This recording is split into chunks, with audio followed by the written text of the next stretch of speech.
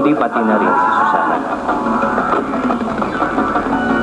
Sa sobrang bonding at closeness na, pati ang mga kumpanya nila ay pinag-isa na. Inampunan ni na Lola at Facundo si Buhi. Tinuring naman ni Melissa na parang mami na rin niya si Lola. Sa totoo lang, mas mahal pa nga niya to kesa sa tunay niyang ina. Pero hindi pa rin maikakaila na anak nga siya ni Sabrina. Naging successful commercial model ito at si Buhi. Nagkaroon ng malaking junk shop at super yaman na ngayon. Naging mabait na si Sabrina kay Lola. Finally, naging masaya na siya sa buhay niya.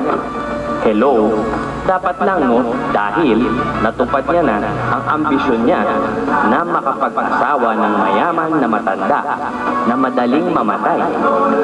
Si Iris naman, tuluyan na naging matandang dalaga.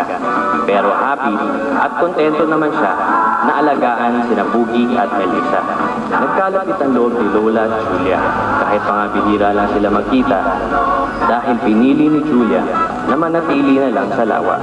Si Vicky naman, pakialam ko kung ano nangyari sa hitad na yun. Hello, di naman kami close, no? At si Sarah, aka Soledad, aba, kamukhang kamukha ni Lalo, yung naging papa ng bruha. Yes! Oh yes!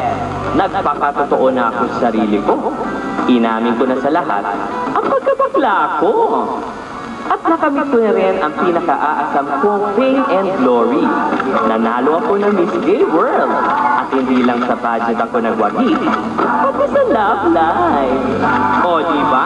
Sa inyo sa papa ko, haba talaga ng hair ko, no? Kasalukuyan pa rin nasa bilangguan si Griselda. Pero hindi naman siya nag-iisa doon. Kasama pa rin niya ang dagang anak niya na si Gaston.